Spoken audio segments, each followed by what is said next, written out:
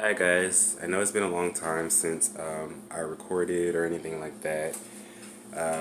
Just be working a lot, been busy. So today I'm going to do my lemon rosemary chicken. I'm going to make a light little gravy with some sauteed mushrooms and onions, and I'm going to do my cheddar cheese cornbread for dinner. So to that, I already have my mushrooms here in the pan. I like to try to do these first while I'm seasoning my chicken because I want the mushrooms to brown. The oven's not on just yet because I'm about to show you how to season the chicken. I'm also going to do like a cream spinach with parmesan cheddar cheese. So for those of you who like spinach dip but you don't like eating regular spinach, this is a good alternative and it's also very healthy. So now I'm just adding some Worcestershire sauce. It doesn't really necessarily matter what kind of Worcestershire sauce you use. I know everybody has their own little individual brands. Some people like French's, some people like Van Perrins. It doesn't matter. Just as long as it says Worcestershire sauce on the bottom. It has the same effect, it tastes the same, smells the same. It's good. So I'm gonna let these brown. I'm gonna turn this on medium. If you have a gas stove, I would say turn it like somewhere in the middle. Maybe that's like 6, 5, maybe. But on an electric stove, it just says high, low, medium, 2, 4, 6, and 8. So I'm turning mine on medium. I'm gonna cook the spinach really slowly because the spinach takes the least amount of time to cook.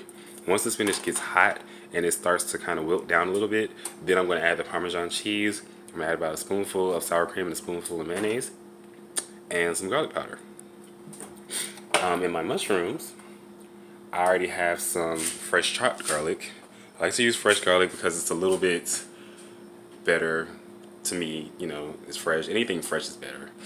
You can also use the minced garlic that comes in the jar that you can find in the grocery store, or you can use garlic powder, but I choose to use the fresh garlic because it just gives it a better flavor. So now we're going to go into our chicken. So like I said, I'm making lemon rosemary. Right here I have washed some boneless chicken thighs. You can do this with any part of the chicken. It doesn't really matter. I prefer to use the chicken thighs because they have the most meat, and you know, they say they get a little bit more tender than the breast. The breast kind of tend to dry out in the middle if you don't cook the right way, and they take a little bit longer to cook. So not that I'm in a hurry, but you know, so I'm just sprinkling a little bit of garlic powder on here first. You want to make sure that you season it very thoroughly. You know, don't be afraid to season it. Because you have like the chicken thighs, they have to go on both sides. So then I'm gonna add the rosemary.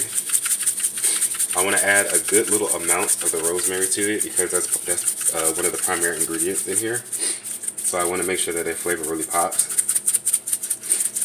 Okay, that should be enough. And now my second primary ingredient, which is lemon juice. You can use fresh lemon juice, or you can use like the little kind that I have here that you get from the grocery stores, all in the produce aisle. Sometimes I use fresh lemon, but as I said, you know, some people don't want to like sit there and squeeze a lemon or anything like that. So the concentrated is just as good. If you do use the concentrated, don't use as much because it's a little bit more potent than like real lemon juice. So to that, after I add the lemon juice, I add some black pepper. Again, it doesn't matter what kind of pepper you get. You can get the ground pepper, or you can get the peppercorns and grind them yourself. Whatever floats your boat. I like heat, so I'm going to add some cayenne pepper. You don't have to. This is optional, an optional ingredient. But for this recipe, I'm going to add just a little bit. Just enough to give it kind of like a red surface. Not enough to like make the chicken unbearable. And some seasoning salt. Now, I'm not going to add that much seasoning salt because as I said, I'm making a gravy to go on top. And the Worcestershire sauce has a lot of salt in it. It's almost like soy sauce as far as the salt content. So I don't use a lot of it because that's going to go on top of the chicken. So you don't want to overbear your chicken with salt. So now that I have that, I'm going to go ahead and kind of, you know, toss this all together. So y'all give me a second while I toss this all together, and I'm gonna get my pan ready. I'm gonna get some butter to add to my my mushrooms and a little sauce. I'm gonna turn the heat down a little bit because once it starts to sizzle, that lets you know that it's cooking. And I don't want that to cook too fast either, because it kind of has to coincide with the chicken. I'm going to leave it on a light simmer and just let it brown real nice and easy.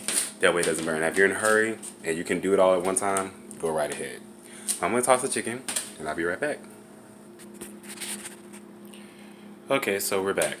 So now that I've gotten the chicken all washed and tossed and seasoned and everything, I just set them in pans. It doesn't matter what kind of pans you use. I like the aluminum pans because the chicken doesn't get stuck on there as fast and it doesn't cook the chicken that fast. I have the oven already preheated to 350. So now what I'm doing here is I'm going to continue to brown my mushrooms. Once the mushrooms are brown, then I'm going to add the onions to it, let it sizzle up a little bit, then I'm going to add a little bit of water and flour to it. These you do not need to season any further. They pretty much are going to have like all the flavors from the garlic and the mushrooms, and then you're going to add the onions to it, so that's already going to give it flavored, and the Worcestershire sauce. So I put a little butter in here, and I'm just kind of giving it a light little stir.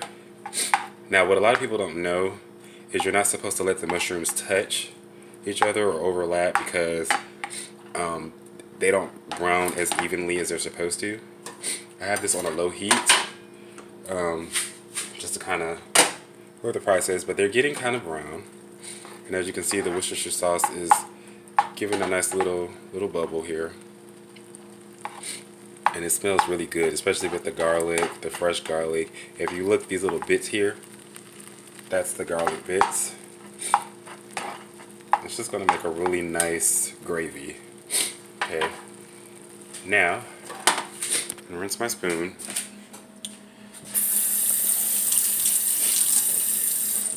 Now what I'm about to do is I'm about to add the sour cream and the mayonnaise to the spinach. Since it's started to wilt down a little bit, you have to excuse my lighting because I'm clearly in my kitchen and not in the studio.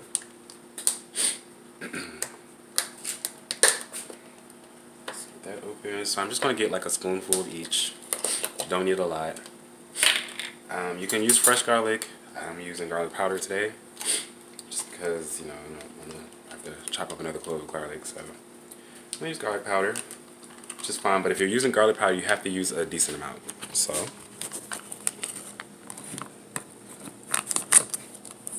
just gonna get that spoon out of there.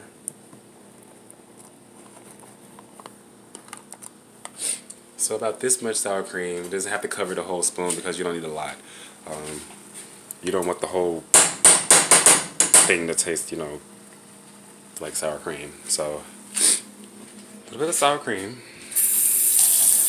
Rinse that on out. And the mayonnaise. So let me put this mayonnaise out of here. Doesn't matter what kind of mayonnaise you use. You can use the store brand. You can use whatever you want. It doesn't matter. Mayonnaise is mayonnaise. Some people like the olive oil kind, but I'm just using regular mayonnaise today. Hefty little spoonful. Right on in there. Okay. So with that, after I do that, I'm doing all this, putting all this together at one time because I want the cheese to kind of just melt real slowly into the spinach. I got grated Parmesan cheese. You can use shredded cheese. You can grate it yourself. It doesn't matter. As long as it says Parmesan cheese on here. You're going to put a nice little consistency of that. So that's about 3 or 4 tablespoons of Parmesan cheese. Okay. Now we're letting our chicken kind of just sit for a second while I'm getting this together. Once I get the spinach completely together, then I'm going to put the chicken in there, and then I'm going to go ahead and get the cornbread and stuff together. So while I'm doing that, you've seen how what I put into the spinach. You see me cook the mushrooms, and as you can see, they're nice and brown. Nice and brown. Okay, so now I'm going to add my onions.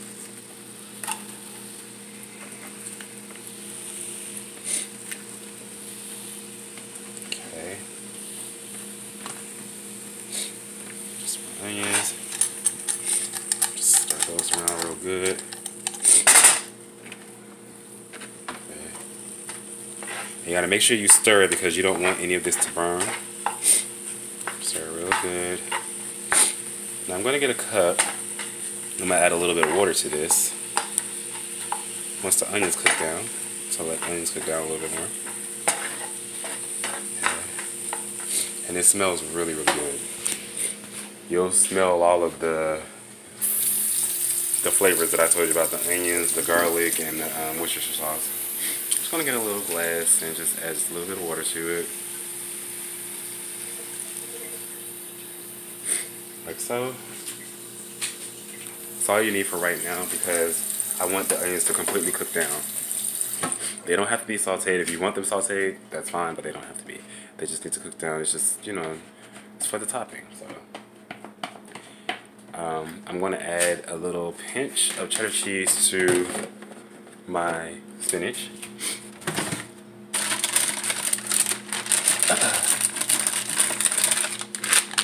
I have sharp cheddar. You can use mild cheddar. Doesn't really matter. I'm going to add just a little, you know, a little handful of that to my spinach. Let that cook down, and when I come back, you'll see the onions and the mushrooms cook down. You'll see the spinach. I'm going to pop the chicken into the oven, and then I'm going to go ahead and start on my cheddar cheese cornbread. I'll be right back. Okay, so I'm back. A little choke up there. But now I'm going to make my cheddar cheese cornbread. I got the chicken in the oven. My nice little gravy is ready. Okay, just added a little bit of flour. You can add cornstarch or whatever thickening agent you want to use to make your gravy with. So since that's all done, I'm just going to cover that and leave it on simmer. My spinach is done with the cheese, and you see it's very creamy or whatever, but it's also thick and it's very good. Like I said, if you like spinach dip, you'll like this. Okay, so now I have 2 eggs here in my little bowl. Make sure I can see that.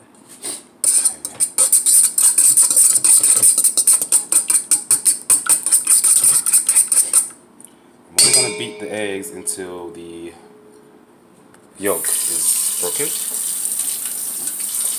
Okay, and make sure when you crack the eggs that you don't leave no eggshells, because you know nobody wants eggshells in their eggs.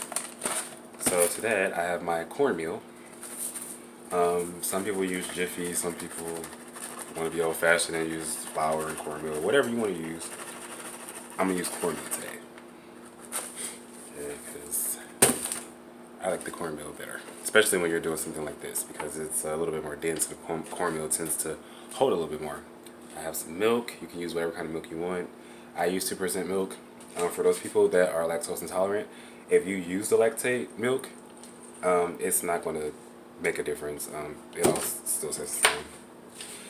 I don't use a measuring cup, but if you're not, you know, that good at baking or cooking or whatever to the point where you don't know how to like measure out the ingredients in your head just by looking at them, you can follow the directions that's on the box. Even when you do cornmeal, they always have a corn muffin or cornbread recipe on there that is the standard direction. It's 2 eggs and milk, you know. I have been told that there's some that you use water for. I would not get that, just because the cornbread doesn't taste as good. At least I don't think so. So I'm just going to stir it. I want to make sure all the lumps and the cornmeal is stirred thoroughly.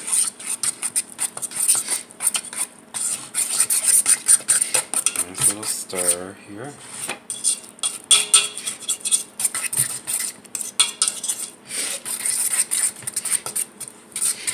Now I want it to be not too watery, but not too thick either.